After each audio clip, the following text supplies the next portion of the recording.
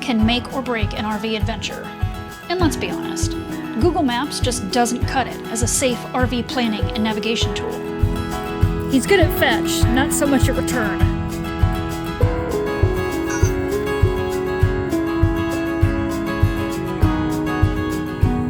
So if you don't already know this about me, I am a huge planner. I do not like surprises, especially on drive days.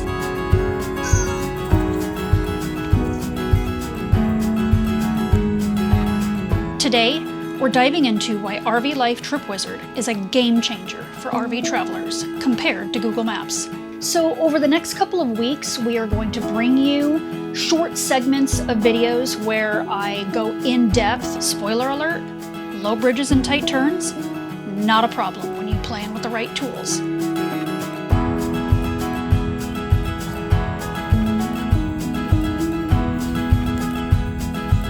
And since trip planning isn't all logistics and waypoints, we're also getting outside for some fun geocaching. All right. Ah, here we go. Here's the trail. Okay.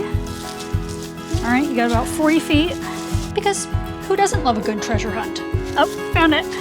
And finally, we're addressing some of the comments we got about our decision not to pursue Florida residency. It was not nice, and it was not constructive.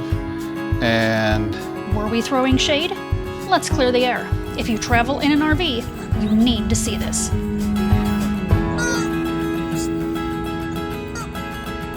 Is the princess tired?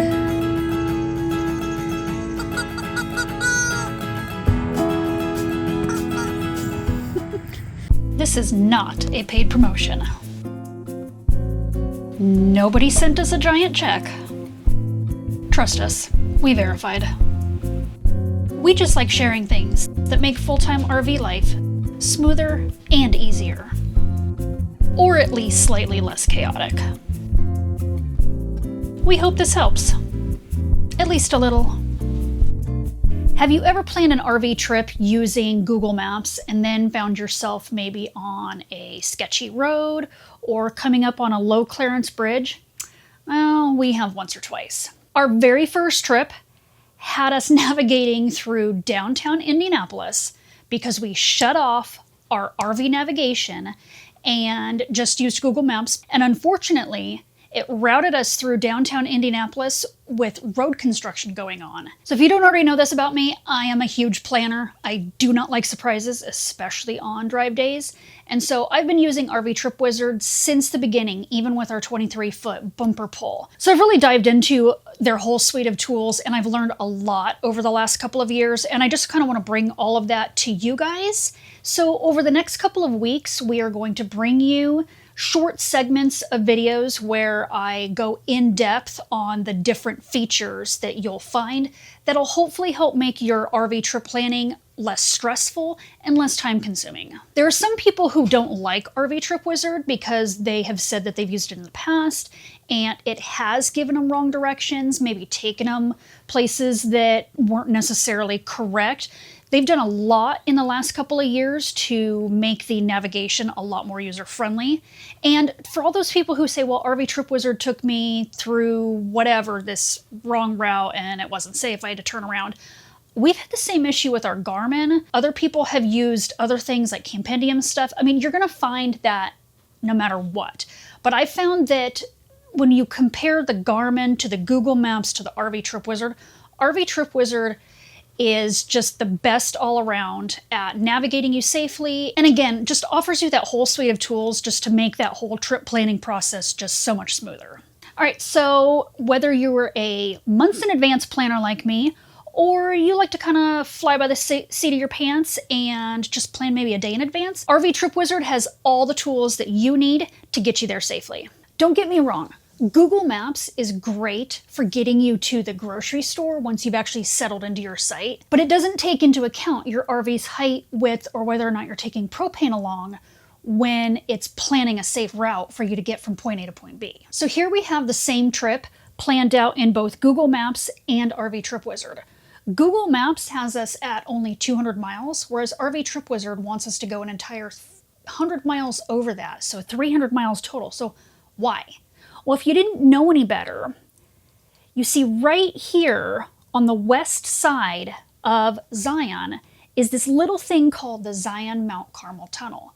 which requires you to have a permit if you are over 7 feet 10 inches tall or 11 feet 4 inches wide, and completely prohibits you from going through if you're over 13 feet 1 inch tall, a single vehicle over 40 feet long, so think large motorhomes, or if you're a vehicle trailer combination that's over 50 feet. So we're out because of height and length. And trust me, you don't want to find out that you are way too big when you get to the entrance of the tunnel. So this is how RV Trip Wizard makes it easy to plan for safe drive days.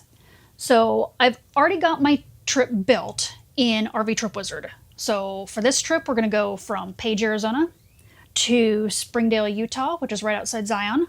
And then we're going to go to Bryce Canyon.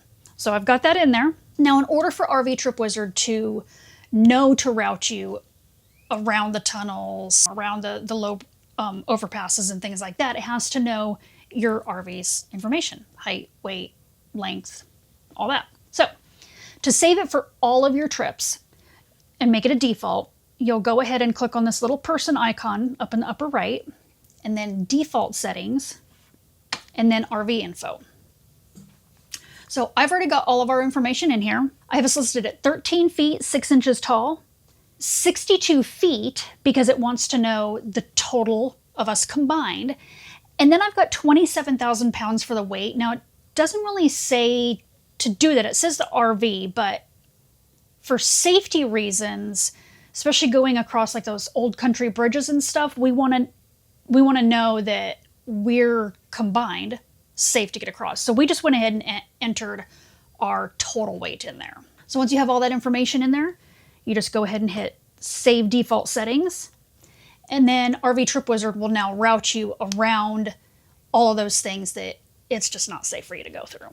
All right, so once that's done, now you can start planning for campgrounds, and that's pretty easy. You just click on this little tent icon up here in that upper right and kind of zoom in, and it'll show you all the campgrounds that they have in their system that are in your specific areas. So I'm not going to go into campground selection in this video, but in a future video, I'm going to go through and describe the various filters that I use to kind of narrow down my search. And so we're going to be bringing you these shorter segments over the next couple of weeks. And once they're all finalized, then we'll go ahead and combine all of those segments into one grand RV Trip Wizard video that'll be chaptered out for ease of watching. So if you want a smooth trip without any of those nasty surprises, stop relying on Google Maps and give RV Trip Wizard a try if you haven't already. If you're not already subscribed to RV Trip Wizard, you can go ahead and use the link that we have down in the description below to get 25% off of your first year. Now, that savings won't be shown until the payment screen, but trust me, it's there. So try it out. Let us know what you think down in the comments below. All right, so this morning we're gonna go for a bike ride. And so I figured I would show what this process looks like of getting these bikes off of this rack. It's not terribly difficult, but figured I'd just show it, and you can make up your own mind on that. So we gotta take this net off, obviously. Pretty easy. They come with these carabiners, so you can just clip those together up underneath. Fairly simple. Okay, so it's got basically two drawstrings on it that you got to operate from, or loosen up or tighten from both sides. That bottom one really helps keep the thing from ballooning up, along with the cargo net. But you got 4 drawstrings, 2 on either side. It's just, it can be kind of a pain to pull off. Oh, it's also got 2 straps on the bottom. I always forget about those. So it's just a couple of these little type of straps here. No big deal. This thing can be kind of a chore to pull off because it kind of grabs on everything.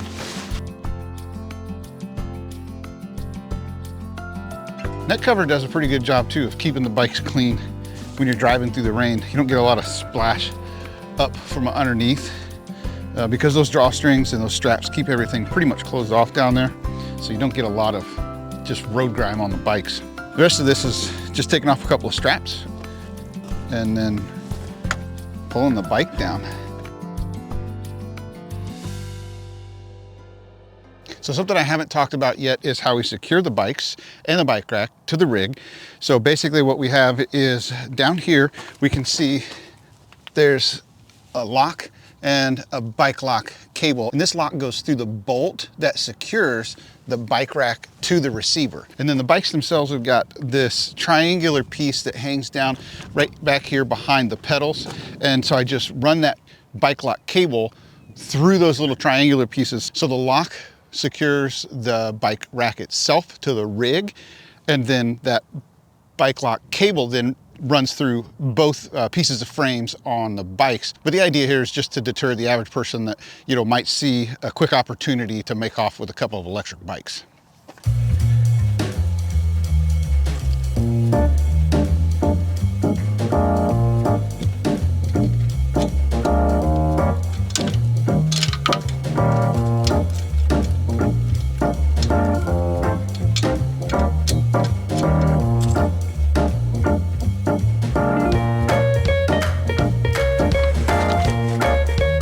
Oh boy, that was close, wasn't it?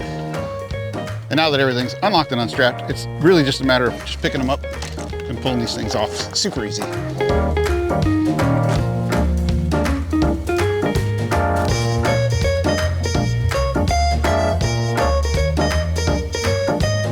Now, one thing that I do to keep these, it's got really long straps for the rear tires here. So something I do to keep these from flopping around in the wind when we're going down the road is I just kind of tuck them in there and they don't go anywhere.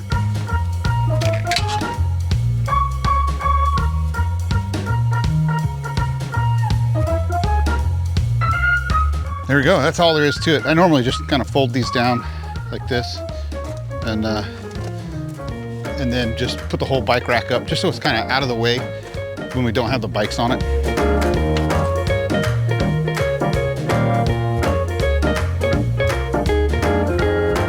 And that's all there is to it. The bikes are ready to go. You know, that whole process, if I wasn't recording, would probably take, you know, 3 or 4 minutes to get done. So easy on, easy off. So now we'll just get the bikes put together and ready for the ride. Now, I don't like to put the bikes on the rack with the batteries in them. I don't like to travel with them like that. So I always take them out. Putting the batteries back in is pretty simple. Once you kind of figure out the little tricks to getting this bike apart and just handling it while it's kind of folded up. So I just keep the batteries in the pass-through there, keep them unplugged. And when we need to put them in, we just unlock this middle folding piece here. I kind of grab the front brake, give it a little squeeze, and then that thing just comes right apart. And then the battery just slides right in there, just like that. Back together. This thing can be a little tricky to get back on. You gotta release the lever and then push it in. There we go. And this bike, I don't know where she keeps the seat, but this bike's ready to go.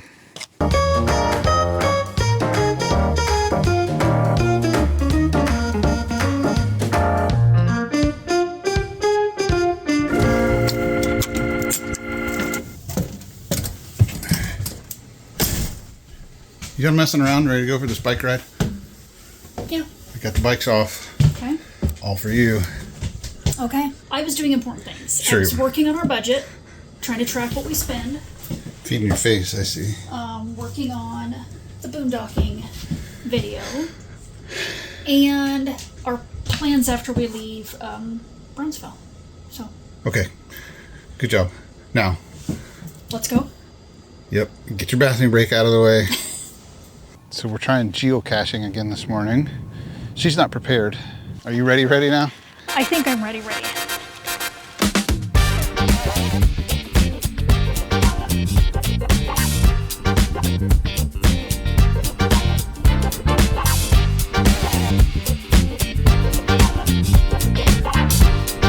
Alrighty. What do it say? All right, it says, I put a lot of swag items in here. All I ask is whatever you take, just leave something of equal or greater value. Placed a trackable. Let's help Froggy get to Tokyo. Tokyo? Yeah. Oh boy, here we go. Geographically challenged. Directionally challenged. I don't know what you're talking about. What does it look like? It doesn't say. I don't want to get too far away from the bikes here, so. Well, I think this is it. All right, hint. It's hidden inside a place that's nice to sit and watch the muggles go by. Maybe that tree? I bet it's right under here. Watch out for snakes.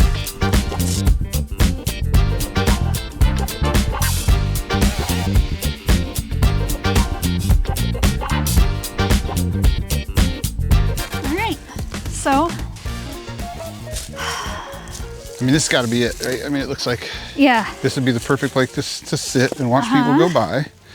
So this person in August didn't find it, and they said that they think the tree fell over with the cache. Oh. But somebody else found it in October. Well. I mean, it could be buried under the fall leaves. Yeah. Well, I'm not all about digging our way out of there because I don't like snakes and spiders and creepy crawlies. Yeah, no. All right, we're doing the next one? All right, yep.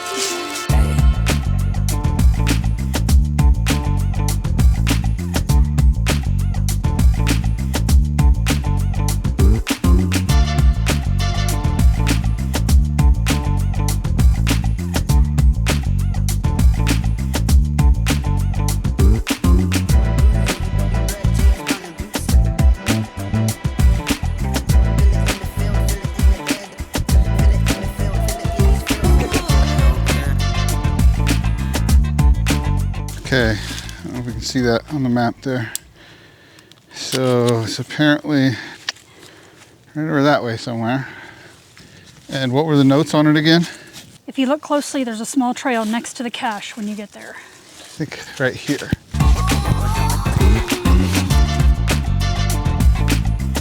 We're getting closer. Okay. All right. Ah, here we go. Here's the trail. Okay. All right, you got about 40 feet. Geez, it must be right on the water line or something. All right, should be right about here. Oh, found it. Don't get bit by anything. We're stuck. So my pen is back there. Oh, so it's a lighter, a pair of tiny glasses, and a couple of pennies. and a couple of pennies. What are you doing? Scratching my butt. No. Oh, okay, good. Here, let me go get the pen. I'll be right back. Okay.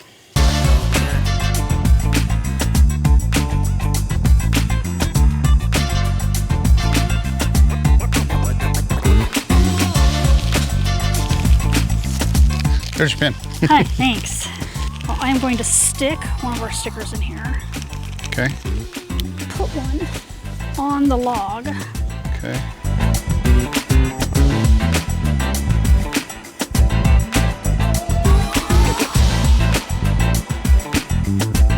All right, so what's today? The 31st. So for those who may not have caught our last video when we did this, I don't even know if we used that video. I don't think we did. Yeah. Okay, so for our viewers at home who don't know what this is, what we're doing, what is it? So it's geocaching, and there's an app that you can download, and it shows you all the geocaches in your area. Many of them are free, and then some of them you have to upgrade to have access to them. But essentially, it's a treasure hunt.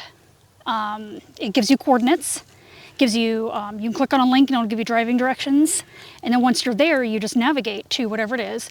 Typically it's a small container. It might have some items, take one, leave one, or it might just be a little log. And we used to do this without GPS. Well, actually, kind of. We actually had a GPS unit. We had a GPS unit, but it Yeah. didn't have like navigation. It did have navigation, but it was car navigation. It was an old Garmin. Yes. And so, but we just used it to track. Yeah, we we put would the coordinates in. Yeah. And we did it with the kids. The kids thought it was great fun. We used to get little trinkets, you know, like McDonald's toys, whatnot, and yeah, it was just a cool. Yeah. So it was still a navigation thing. It just wasn't like a smartphone. It really made this easier. Yes. A lot easier. Yes, technology has gotten much better. It's a great way to explore the areas that you're in. It is.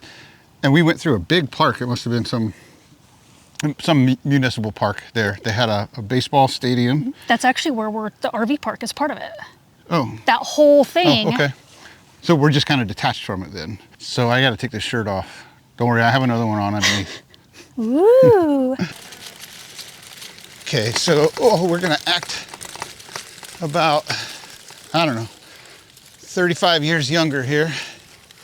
Do a little off-roading. Let's try this.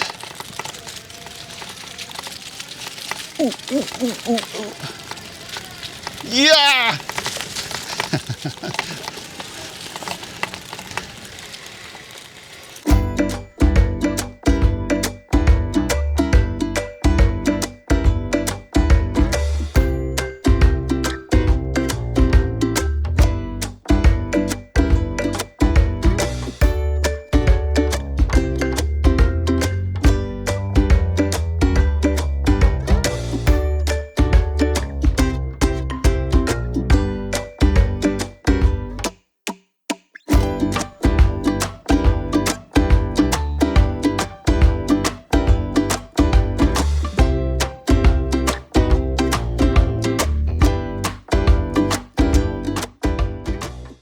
I think this is a good time to revisit the video that we did a few weeks ago on the residency. Okay. So we got a ton of feedback on that video, guys. Yeah. Just a ton of feedback, and we always appreciate the feedback. Some of it, I would say 95% of it was good feedback or constructive feedback. There was 5% of it probably that was not nice and it was not constructive. And I think some people took that as we were dissing Florida or dissing people who reside and have their residency in Florida for some odd reason. I mean, I thought it was pretty clear. You know, our intent for that video was to just explain why it wasn't for us. For us. And I don't think that it's a bad choice for people who want to do that. Yeah, I mean, Florida makes sense for some people, just like New York makes sense for some people, and Indiana makes sense. It's like, it's not a one-size-fits-all answer. Yeah, I think if you're going to spend a lot of time in Florida, you might as well make it your residence. We don't have any reason to be in Florida. We know it's warm down there, but as everybody knows, it's super busy down there in all of the, the nice areas to be in. It's super busy. Anywhere we want to be in an RV, it's going to be really busy. And expensive. I mean, the nicer it is, the warmer it is, the more expensive it is. Yep. And we liked Florida. We'll go back at some point, but it's not one of our, oh my God, I've got to go every year. And one thing that I really wanted to circle back to, if I can use that phrase, is there were some folks that disagreed that insurance costs were high in Florida. I'm sorry, but that's wrong. There are probably, just like anything else, there are instances, there are going to be cases where people have good rates on insurance, but why, right? What is their coverage? What are they covering? Somebody tried to tell us, they have classic cars. Well, okay, those classic are totally different. Yeah, well, number one, they're totally different, but number two, it's not like a 1965 Mustang is worth $1 million. It's just not, even if it's fully restored. A 1965 Mustang, $20,000, $30,000 probably. It's not going to be expensive to insure those. Plus, you're probably only driving them like on Sundays. Yep. So, and insurance knows that. And the insurance knows that. And they're not, they're not high risk vehicles to insure. Right. And, like those people, or the people who say, well, my insurance is really low, I live wherever. Well, what would your insurance be in Indiana? Like, you may not think it's very high for Florida, but if you were to compare it to another state like we are, it might be a lot higher. So that's kind of where we were going with that, was that in our situation, when we compared the, what, 3-4 different states, because Indiana was in there. Florida was the highest. So I guess the point here to bringing this back up is we really do appreciate the feedback. We love seeing your guys' comments out there. And there's always going to be those few jokers who have something not so nice to say, and that's fine. Most of the time, I let Candace deal with those because I don't have the patience for it. But just realize that was just our take on the whole situation and what worked for us. And we realized that everybody's different, and we weren't dissing the state of Florida. We were not criticizing the people who choose their residency there. So just wanted to bring that up. Get that out in the open. That wasn't the intent. It was just, this is what we did. That's the whole reason we went to Florida. And we said that in several videos. We're going down there, we're gonna establish residency. So I felt like, we just owed it to everybody to say, well, hang on a second. This is not what we wanted or needed at the time. So we didn't do it. For us. And no matter where you are, in whichever of the 50 United States, if you're happy with your residency choice, that's all that matters. Enough on that. Now I'm getting a little warm. It is a little warm out here now. Might be time to head to the winery. Might be.